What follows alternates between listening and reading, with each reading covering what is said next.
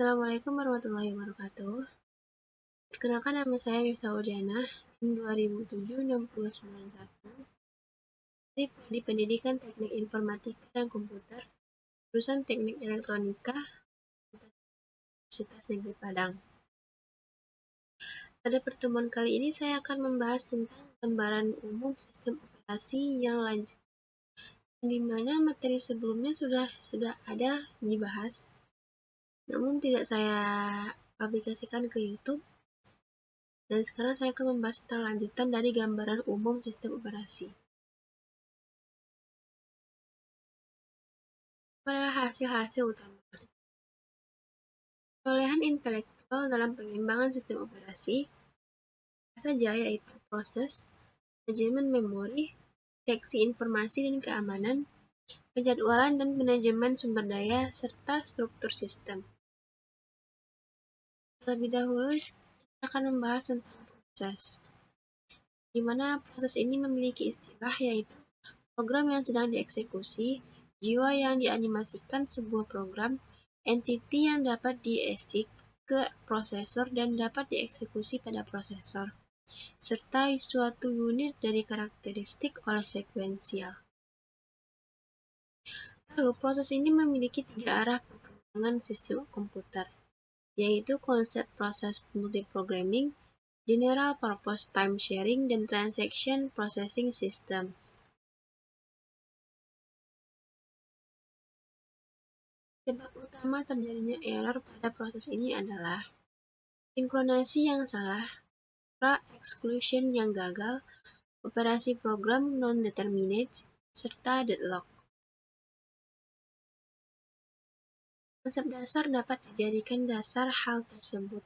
Kita dapat menganggap proses terdiri dari 3 komponen, yaitu program yang executable, data terkait yang diperlukan oleh program, serta konteks eksekusi program tersebut. Konteks eksekusi meliputi seluruh informasi yang diperlukan oleh sistem operasi untuk mengatur proses dan yang diperlukan prosesor untuk mengeksekusi proses secara benar. Itu adalah gambar dari memori utama dan disk. Dan memori utama mengandung sejumlah frame panjang tetap yang sama keurutan patch. Untuk sebuah program yang dibuat, beberapa atau seluruh patch harus dalam memori utama. Sedangkan disk, memori kedua, dapat menyimpan patch dengan ukuran tetap. Sebuah program pengguna mengandung sejumlah patch. Patch dari seluruh program ditambah sistem operasi berada dalam disk, layaknya seperti file. Kedua, kita akan membahas tentang manajemen memori. Sistem operasi memiliki tanggung jawab penting manajemen penyimpanan, yang terdiri dari isolasi proses, alokasi otomatis dan manajemen, dukungan pemrograman modular, proteksi dan kontrol akses, penyimpanan jangka lama. Berikut adalah gambar yang memberikan gambaran umum sistem penyimpanan yang diatur oleh sistem operasi hardware. Prosesor bersama-sama dengan sistem operasi menyediakan pengguna prosesor virtual. Proteksi informasi dan keamanan. Sebagian besar pekerjaan dalam keamanan dan proteksi yang berhubungan dengan sistem operasi dapat dikelompokkan menjadi 3 kategori. Apa saja kategori tersebut? Itu pertama, pengontrolan akses, berkaitan dengan pengaturan akses pengguna ke sistem keseluruhan, subsistem, dan data. Yang kedua, pengontrolan aliran informasi, yaitu yang mengatur aliran data dalam sistem dan pengantarannya ke para pengguna. Yang ketiga, sertifikasi, yang berkaitan dengan pembuktian bahwa mekanisme akses dan aliran kontrol. Pengelolaan dan manajemen sumber daya. Tugas utama sistem operasi adalah untuk mengatur berbagai sumber daya yang tersedia dan untuk menjadwalkan penggunaannya oleh berbagai proses aktif. Kebijakan alokasi sumber daya dan penjadwalan memperhatikan 3 faktor.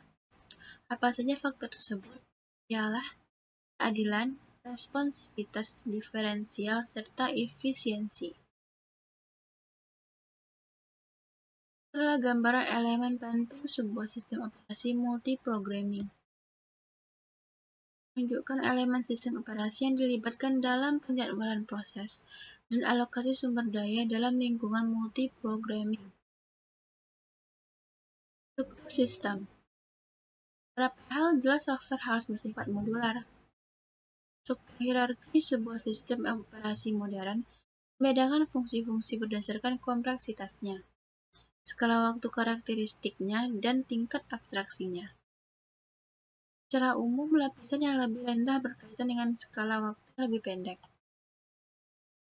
Beberapa bagian sistem operasi harus berinteraksi langsung dengan hardware komputer yang event-eventnya dapat memiliki skala waktu selama 1/miliar detik. Karakteristik sistem operasi modern. Pendekatan dan elemen rancangan itu dasarnya digolongkan menjadi arsitektur mikrokernel, multi-threading, multiprocessing simetris, sistem operasi terdistribusi, dan rancangan berorientasi objek. Pertama kita akan membahas arsitektur mikrokernel. Arsitektur ini hanya mengisi beberapa fungsi penting saja ke kernel, termasuk diantaranya ruang alamat, interproses communication, dan penjadwalan dasar. Kedua, multi-threading. Karena suatu proses yang mengeksekusi aplikasi dibagi menjadi thread-thread yang dapat berjalan secara bersamaan. Ketiga, symmetric processing. Sistem operasi sebuah SMP menjadwalkan proses atau thread di seluruh prosesor. Apa saja kelebihan dari SMP ini? Yaitu kinerja, ketersediaan, pertumbuhan, serta skalaan. Berikut adalah gambaran dari multi-programming dan multiprocessing. Inovasi yang terbaru dalam rancangan sistem operasi adalah pemakaian berorientasi objek. Rancangan berorientasi objek memberikan disiplin proses tentang penambahan pengembangan modular ke kernel yang kecil. Ya, mungkin hanya itu yang dapat saya bahas dari pertemuan kali ini. Saya memiliki quotes secara umum, untuk umum, bukan tentang materi tadi, yaitu the first step toward change is awareness. The second step is acceptance, yaitu langkah pertama menuju perubahan adalah kesadaran. Langkah kedua adalah penerimaan. Itu adalah kata-kata dari Nathaniel Branden. Baiklah, terima kasih atas perhatiannya. Ada kata-kata yang salah, mohon dimaafkan. Assalamualaikum warahmatullahi wabarakatuh.